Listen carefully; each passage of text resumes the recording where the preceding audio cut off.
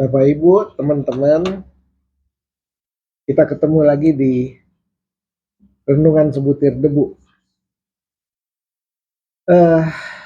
Pada kesempatan ini saya ingin mengajak Bapak Ibu dan teman-teman sekalian untuk kita mau mencoba merenungkan soal apa benar orang Kristen, anak-anak Tuhan tidak akan dihukum, ya, atau orang Kristen bebas dari hukuman. Kita seringkali dengar bahwa sekali selamat, sekali percaya, selamat, terima Tuhan Yesus, kita tetap selamat. Berarti kita tidak akan masuk neraka. Berarti kita tidak akan dihukum. Ya, saya ingin mengajak kita semua merenungkan hal ini. Ya, tapi kalau kita lihat di penjara, pelaku-pelaku kejahatan kebanyakan orang Kristen. Yang narkoba juga orang Kristen. Jadi bagaimana? Lantas yang bunuh orang Kristen. Yang nipu, orang Kristen. Apakah dia juga tidak dihukum? Ini kan jadi pertanyaan, ya. Nah, saya ingin mengajak Bapak Ibu kita baca dulu dari kitab Roma. Kitab Roma pasal 8 ayat 1. Ya, saya bacakan ya. Demikianlah sekarang tidak ada penghukuman bagi mereka yang ada di dalam Kristus Yesus. Demikianlah sekarang tidak ada penghukuman bagi mereka yang ada di dalam Kristus Yesus. Artinya kalau kita percaya Tuhan, Tuhan ada dalam kita, kita ada dalam hati Tuhan, kita tidak dihukum. Ya.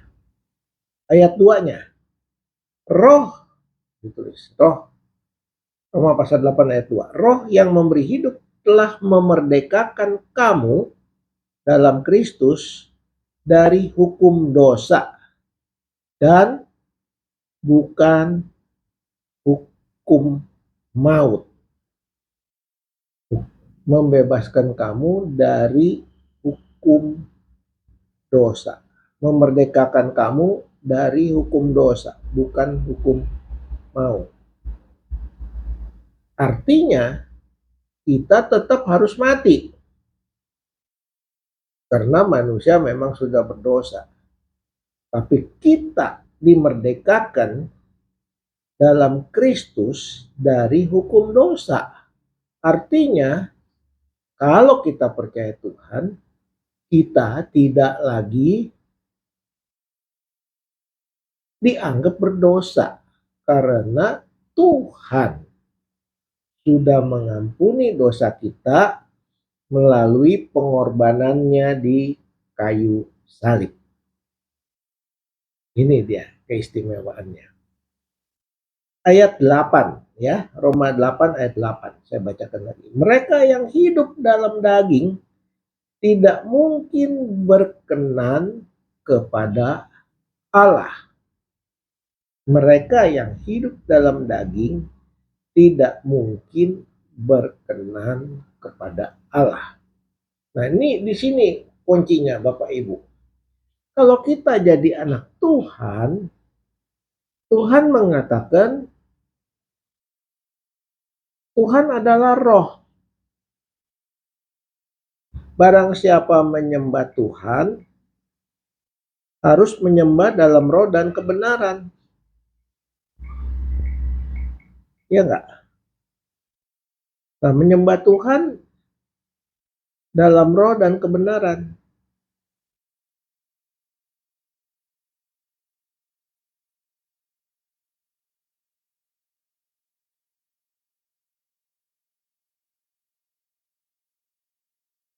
Nah, kalau kita menyembah dalam roh kebenaran, itu adalah artinya kita itu harus serupa dengan Kristus. Ya, kita harus serupa dengan Kristus Yesus Tuhan kita. Karena Tuhan kita adalah roh, maka kita harus menyembah Dia dalam roh dan kebenaran. Apa itu menyembah di dalam roh dan kebenaran? Menyembah di dalam roh artinya kita harus taat pada pimpinan Roh Kudus. Bagaimana kita harus taat pada pimpinan Roh Kudus? Yaitu taat pada kehendak Tuhan dan melakukannya dalam hidup. Ya, saya ambil contoh ketika Nabi Musa Tuhan perintahkan untuk mengetuk laut dengan tongkatnya, dia taat dan dia lakukan perintah Tuhan itu. Dia ketuk. Terjadi mujizat, laut terbelah. Dan terjadi penyelamatan akan umat Israel. Umat Israel masuk ke dalam laut yang kering. Laut yang kering. Entah sampai seberang, lautnya ketutup lagi. Sehingga tentara Firaun waktu di tengah, dia mati tenggelam. Dan ini ada buktinya. Sekarang sudah diketemukan bangkai-bangkai kereta-kereta zaman dulu. Zaman Romawi. Zaman Firaun. Ya, nanti Bapak Ibu bisa lihat di YouTube. Nah, jadi kalau kita lihat secara logika, kalau kita bicara daging, kita bicara logika. Logika itu adalah pemikiran daging yang terbatas oleh ruang dan waktu. Kita yang sudah berdosa hidup dalam daging, pikiran kita jadi terbatas ruang dan waktu. Sehingga kita tidak tahu apa yang akan terjadi. Tapi waktu kita taat kepada firman yang adalah roh itu sendiri, yang adalah Tuhan itu sendiri, maka kita akan hidup dalam pimpinan roh. Roh siapa? Roh Tuhan.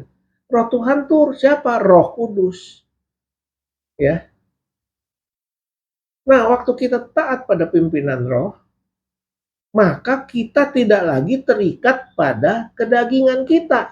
Kita tidak lagi terikat pada logika kita, tapi kita terikat pada ketaatan akan firman Allah. Kenapa kita harus taat kepada firman Allah? Karena firman itu adalah Allah itu sendiri. Coba Bapak Ibu baca 1 Yohanes Yohanes pasal 1 ayat 1. Pada mulanya adalah firman. Firman itu bersama-sama dengan Allah dan firman itu adalah Allah. Nah, kalau firman yang adalah Allah menjelma menjadi daging yang sempurna, daging yang tanpa dosa, tapi dalam daging itu ada dualisme, dua kekuatan. Satu sebagai manusia kedagingan, satu sebagai Tuhan. Nah, manusia kedagingan ini kalau kita sudah sama seperti Tuhan, kita harus hidup dalam pimpinan roh. Tuhan katakan lagi, ya, dalam Yohanes pasal 4 ayat 24, coba baca. Yohanes 4 ayat 24. Allah itu adalah roh. Dan barang siapa menyembah Dia harus menyembahnya dalam roh dan kebenaran. Roh yang bagaimana? Kebenaran yang bagaimana? Roh yang kita sembah adalah roh Tuhan, Roh Kudus. roh Bapa, roh Anak. Ya, kebenarannya seperti apa yang dikatakan kebenaran? Yang benar adalah kepada siapa kita percaya, kepada siapa kita beriman. Nah, sekarang yang benar kita beriman kepada siapa? Kita percaya kepada siapa? Ya kepada Tuhan. Siapa Tuhan Yesus? Tuhan Yesus adalah roh. Kenapa kita bilang dia benar? Karena memang dia maha suci, dia memang Tuhan. Dia memang pencipta alam semesta. Dia yang pengatur semua yang ada. Ya, tanpa dia tidak ada satupun yang jadi. Nah, ini penting nih Bapak Ibu. Ya, inilah kebenarannya. Kebenarannya adalah taat pada pimpinan Roh Kudus. Ya, dan kebenarannya. Kebenarannya adalah apa? Kebenarannya yang benar adalah Bapa kita yang di surga adalah Tuhan. Siapa Tuhan? Tuhan Yesus. Tuhan Yesus bagaimana? Tuhan yang bagaimana? Tuhan yang maha kuasa, maha pencipta, maha kaya, maha pengasih penyayang, maha pengampun, dan sebagainya. Jadi Bapak Ibu teman-teman semua, ya benar kalau orang Kristen yang percaya kepada Tuhan Yesus tidak akan dihukum. Tapi, ada tapinya, tidak hidup dalam kedagingan dan menyangkal kedagingannya dan taat dan percaya penuh pada pimpinan Roh Tuhan yang kudus. Jadi waktu kita percaya, kita beriman ya kepada Tuhan, ya, aku adalah roh. Barang siapa percaya kepadaku harus menyembah dalam roh dan kebenaran. Menyembah dalam roh, roh kita taat pada roh Tuhan. Taat. Dalam ketaatan harus ada perbuatan yang taat kepada pimpinan roh Tuhan. Ya, waktu taat, kenapa kita harus taat? Karena Tuhan adalah Tuhan. Ya, itulah kebenarannya. Bahwa benar dia adalah Tuhan. Bukan cuma manusia, bukan manusia sempurna. Tuhan adalah Tuhan. Kalau dia Tuhan, dia Bapa kita, dia Yesus Kristus yang kita percaya. Dia yang sudah menebus dosa kita di kayu salib, artinya kita yang tadinya berdosa oleh dosa Adam dan Hawa, dosa kita sudah ditebus oleh darah Tuhan Yesus Kristus di atas kayu salib. Karena itu kita tidak lagi dihukum. Karena kita sudah dimerdekakan dari hukum dosa. Tapi daging kita, karena kita adalah orang berdosa sejak awal Hawa jatuh dalam dosa dan Adam, maka kita tetap ada di bawah hukum maut. Kita tetap harus mati, harus melalui suatu kematian. Untuk apa? Untuk merubah tubuh kita menjadi tubuh kebangkitan, tubuh roh yang tidak akan mati dan tidak dihukum. Ya, sampai sini dulu ya Bapak Ibu ya. Nanti kita bicarakan dengan topik yang lain supaya kita makin hari makin mengerti firman Tuhan, makin taat pada firman Tuhan, makin mengenal Tuhan, bukan sekedar tahu Tuhan. Sampai di sini jangan lupa klik subscribe dan share. supaya makin hari makin banyak orang yang percaya Tuhan, yang mengerti firman Tuhan, taat dan melakukannya. Tuhan memberkati.